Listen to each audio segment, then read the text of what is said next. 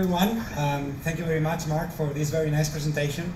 As you can see, we will ask Mark to repeat the exam after this session today. But that's okay. I mean, I'm very cool about it. The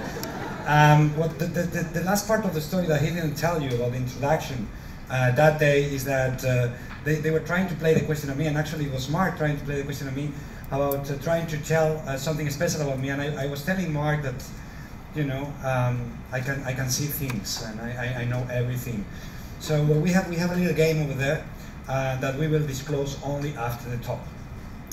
But before I start, let me make a couple of disclosures. The first disclosure, Mark already made it. If I start running in the middle of the presentation, you know that my wife is delivering a baby. So I have to thank first of all my wife for holding and Monica, which is going to be the name of the baby, for not coming out at this very right moment. So thank you to both. The second disclosure I have to make is, I'm the in-house product. So they were trying to tell me, Luis, you have to be cool. But you know, once you're a professor, it's very difficult to be cool. So the maximum level that we were able to reach is that I don't have a tie today. And that's kind of amazing for the ones in the audience that are having my students. So that's how cool a professor can be. Hopefully the talk can be more interesting than the level of coolness of the faculty member here. But no, I mean, it's truly a pleasure. Today I'm here to tell you a little bit about game changers. And this is, to me, one of the most fascinating topics that we can I talk about, that we can discuss. And I've also realized when looking at the program that I actually started in the wrong type of background. Because the proper background to be today on stage is to be an architect. We have 3 architects among the speakers, but I started in life with a different career. My very first background was in music. Some of you know that I was a pianist in my past life. Why do I bring this on stage? Because piano playing was something that was considered to be very cool, because you could do everything by yourself. You know, the very best of piano is that you don't need anyone else. So you can perform, you can do something amazing, but at the same time I have to tell you that after a while, this gets a little bit boring. Because on the one hand, you would like to take your piano and go somewhere to play with others, but it's something that your back is probably not going to allow. And it's not the most social instrument. And today we are going to talk about collaboration. And it's a fantastic instrument, but it's very different from the opportunity to play and to perform in an orchestra. And there are many instruments that alone, by themselves, are, I would say, not that exciting, but when you put everything together, what you are able to create can be truly amazing. And that's part of what I'm going to be addressing in today's talk. And in fact, I must confess that having had the pleasure to conduct an orchestra is one of the moments in my life in which I felt more powerful.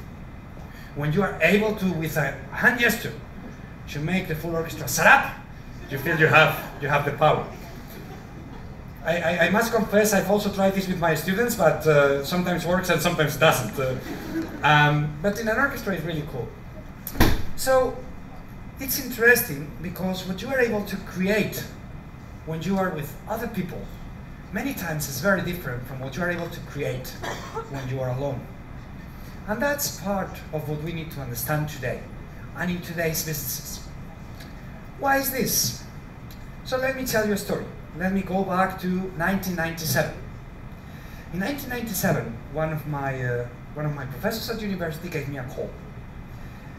His name was Luis Arturo Rabade, and he asked me, Luis, what would you like to be in the future?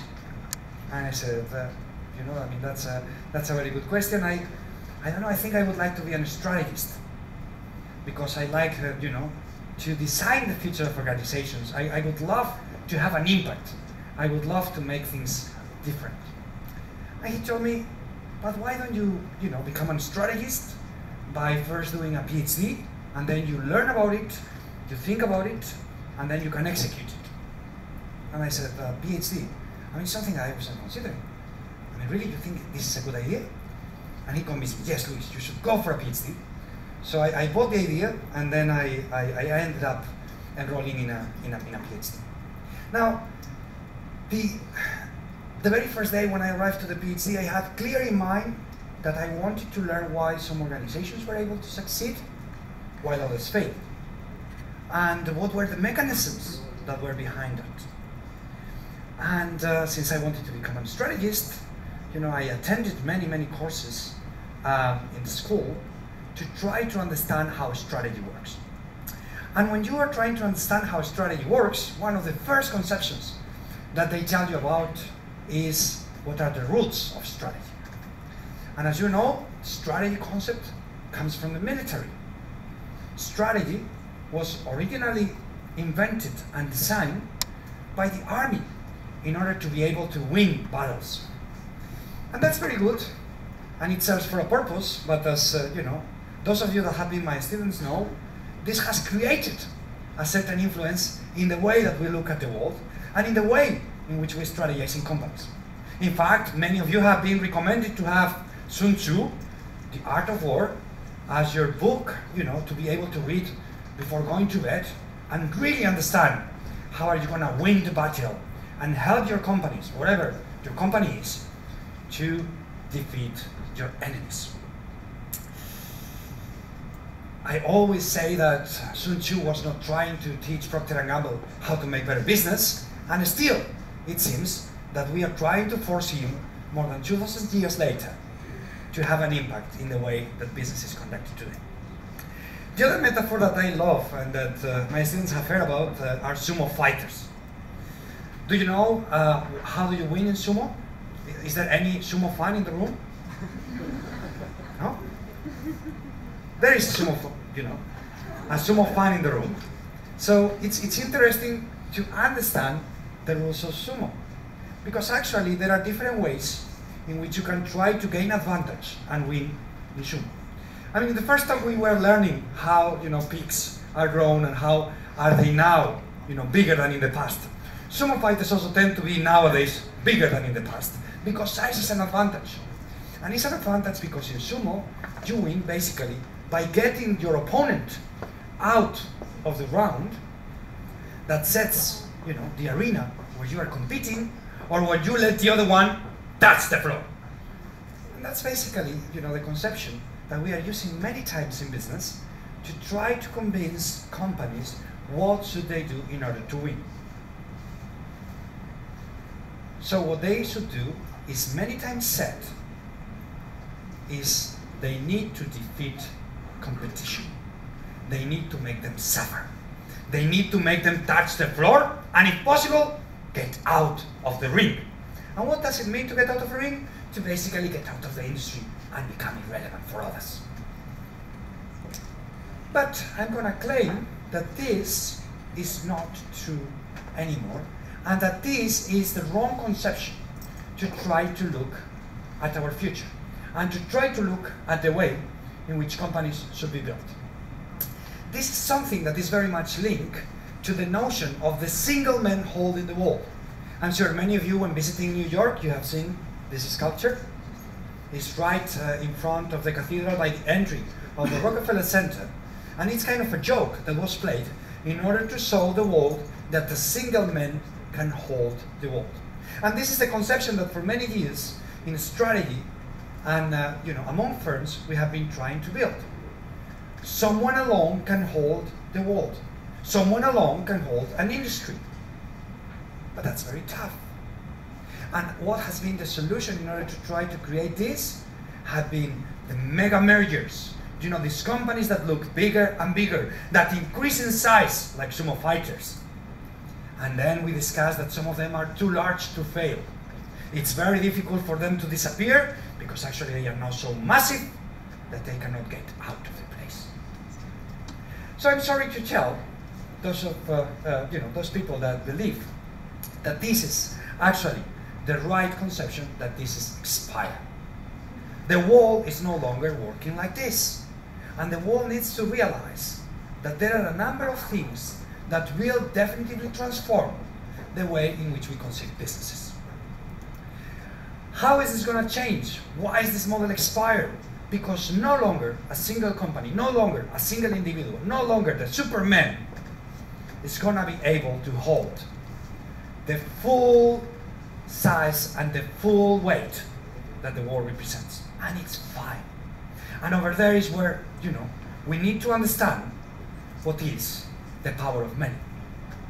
Now, the new conception in the world is we need to be able to leverage the power of the many people that are out there. Let me give you an example about this. 3 weeks ago, I was in Finland. We were over there working with a group of gaming companies, because many of the little games that you're playing today in your cell phone come from Finland, from the Angry Birds to the Clash of Clans, etc., etc. These are Finnish products. And there is another company that has emerged that is called Microtask. And Microtask is a company that has been built in the conception that if everybody adds a little effort, or if everybody contributes with a little into a project, it's much easier to get the project done. So now let's imagine everybody that is in the room right now, and probably this is just the opposite to a collaborative conception of how can I give a talk, because I'm basically talking and you are just listening. But if every one of us would just, say one word, we could deliver a talk in less than 5 seconds. But we need to be able to articulate this. And how are we going to articulate this? What is the way in which we are able today to articulate the power of many? That's a very important element. And here is where I share with you another of the things that my students know very well. Is my love for platforms. I do love platforms. Platforms are cool. Platforms are the future. So what you need to see, what you need to understand is that platforms today are a fantastic way to build new business models that are actually going to change the world. Platforms rule. It's not single companies, it's not individuals. It's the way in which you build a system to really be able to conceptualize and to be really able to do something different. Not alone, but through the help of others. And this is actually one of the key elements that, in my modest opinion, is going to change the world. And this is something that is going to change the way in which we conceive businesses. This is what creates what we can name today the game changers. These are companies, or these are organizations that were created with a totally different notion. They are no longer focused and obsessed on themselves, on the me problem. They go much beyond the me conception to really understand how value is being created. They go beyond the me conception to really understand how, together with others, you can build something that is much more relevant than when you try to work alone. Because the new conception in the strategy world talks about how can you build with others and how can you collaborate. It's no longer about how can you defeat your enemy, but actually even how can you share a good meal with your enemy, because this can create value for both of you. So what is the way in which we can do that? There are different examples. There are different ways. But let's just look around and let's try to understand why some of these companies are considered today cool and why some of them have basically changed the traditional notion that we use in strategy and that we very much inherited from economics. If you go back to Economics 101, they will tell you that in order to make a lot of money in an industry, you basically want to be the only company in an industry. So the best possible scenario for you is to become a monopoly. And if you become a monopoly, you will be able to take all the rents out of the market because nobody else will be able to attack you. So a monopoly is the extreme when you have been able to defeat all the enemies, and if you are not able, you manage at least a good agreement with the government, so the government defeats anyone else in the industry. Now, this is one way that tries to share and maximize the rents appropriated by a single firm in a particular market. But there is a particular plan. The approach nowadays It's much more how, with the help of everyone, can we enlarge the pie? Can we create something different that has a lot of impact for everyone? Now, all of you know LinkedIn. Probably most of you are on LinkedIn. But if you think about it, what's LinkedIn? LinkedIn is a platform. And LinkedIn is a platform that basically is creating the most amazing headhunting database and the most amazing contacts collection, thanks to the little work that you do every time that you say, oh, I've met someone new today, hello, pleasure, so let's connect on LinkedIn. And it's something that is incorporating everyone else that wants to play with them. Now, the difference there is that we are changing from the traditional conception of it has to be me alone to I'm willing to play with anyone that wants to come and wants to contribute and wants to be part of me. Now, there are several examples out there that we can basically analyze and understand. YouTube is something that will radically transform the way in which we conceive the media and the way in which we conceive entertainment. Now, people are no longer willing to watch TV because they want to watch other things. Now, they have created a platform and you're creating entertainment. Someone is putting the ads and let's make money together. Another great example of this is Wikipedia. Now, for many years, serious people used to have at home the Britannica Encyclopedia. That was the best possible encyclopedia for your kids, so you needed a source of knowledge to help your kids to get a better education, or at least to avoid them to keep on asking, Daddy, why?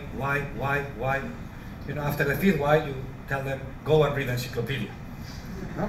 Now, the difference is that you tell them, go and Google it, or go and check it in Wikipedia. You know, at least someone would have written something about it. This is the result of the effort of many, because someone was able to create a platform and many people were willing to contribute, and in many cases they were even willing to contribute for free.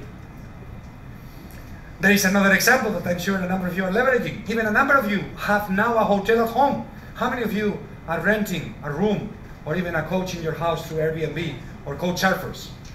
See, we have a number of hoteliers in the room, and you didn't know you were going to become hoteliers.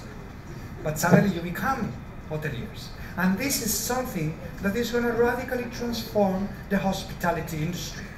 And it's going to radically transform it because the way in which people conceive the places where they can stay when they arrive to a city is now very different. Other examples, for those of you that are planning to start a new venture, Kickstarter. Now you don't need a single, business angel.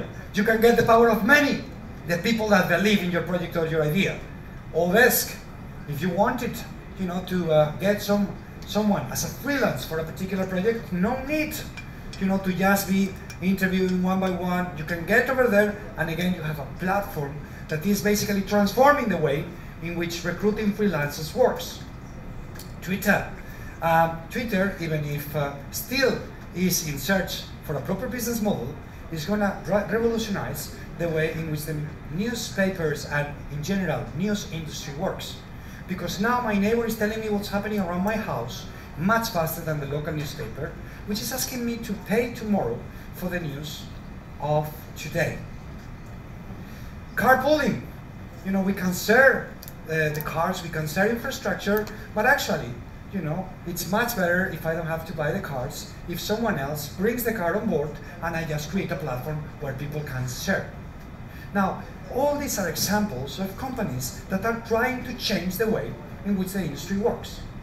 And they are changing it not by trying to create a more powerful, a larger, a more extreme model using the traditional rules of the game. No, they are leveraging the power of many. And because they are leveraging the power of many, they are basically transforming the way in which the industry works. And we don't have to go very far. Actually, when we look at some of these examples, you have some of them that are even happening around here, a few blocks around. Drivania is a company that was born here in St. Cugat, and Drivania is a company that basically offers you chauffeur services all over the world, thanks to a network of drivers, because the three brothers that are behind it created a platform and they started allowing people with their own cars to connect and to create, the platform and the ecosystem to be able to provide a value-added service that now helps executive and people that move around the world to gain services and to gain value as they travel. So, what are the 3 pieces of advice that I would tell you if you want to create a game changer in the future? The first thing I would tell you for those of you that are planning to become entrepreneurs is forget about creating a company. Creating a company is no longer cool. What you have to create is a system. What you have to create is a platform.